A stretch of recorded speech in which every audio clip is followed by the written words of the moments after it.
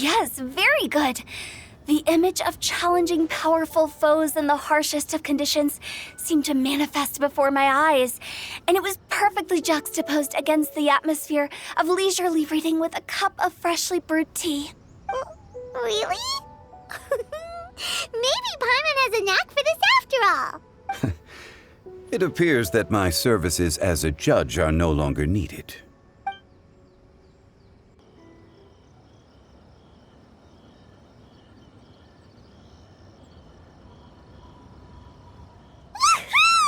Paimon's so happy!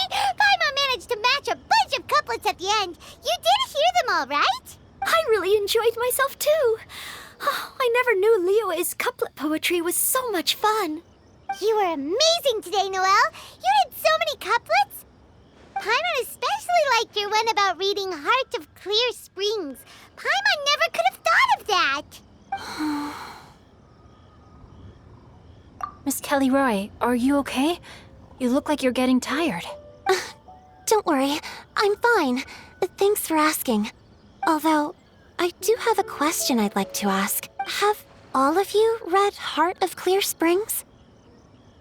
I haven't actually read it. My dad told me the story once. It's about a spring fairy and a young boy.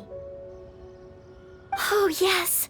The story of a spring fairy who left her homeland and met a boy under the moonlight in a faraway land. The boy poured out his heart to her, and she listened to his stories. Over time, the boy grew up and began to develop feelings for the spring fairy. But the spring fairy didn't understand human love and was afraid that making a promise to him would ultimately end in tragedy. And so, I don't know if Diona's father mentioned the part about the kiss to her. In the end, the spring fairy left the boy and was never heard from again. Oh, yes, that's it. Many years went by, and the boy became an old man. Sounds like a tragic tale. So, what do you guys think of the spring fairy in the story? I'm sure she made her decision with the best of intentions, but the boy couldn't hope to understand why she left.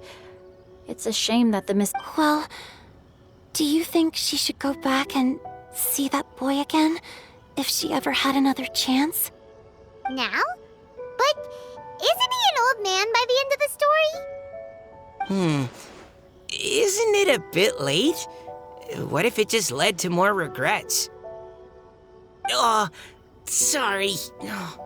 Maybe I'm being too pessimistic. If Paimon was that boy... Actually, Paimon would definitely want to see the spring fairy again, no matter how old Paimon got. After all, she's the love of his life, right? I see. Oh? Looks like the party's still going strong over here. Are you coming up with more couplets? Need my help? Stick to hosting, Tone Deaf Bard. If you get involved, you'll only match every couplet yourself and not leave any for the rest of us. I never knew you had such a high opinion of my abilities, Paimon. But the couplet games are all over now. Tomorrow's theme is freestyle poetry. Do we have to share our own poems with everyone? That's right. If you're not feeling confident, don't worry. It's never too late to register for Venti's Poetry Cram class. I'll sign up. Oh, me too. Hold on there, Buster. Before you start peddling your classes, just how much freedom is there with this freestyle poetry exactly? It's as free as the winds that blow. And there's nothing freer. There are no limits to genre, form, content, or anything else. So long as it comes from the heart, you're welcome to put it into poetry. Give it a try. There's no better chance to express your innermost thoughts. Whoa, that's almost too much freedom. Paimon can't decide which way to go. Our travels, or maybe all the food that the travelers cooked for Paimon. Will you come too, Kelly Roy? Paimon wants to see what you write. Oh, yes. I'll be there. Ugh, my nose is starting to itch again. All right, I shall leave you to privately ponder your poems and bid you all good night. See you tomorrow.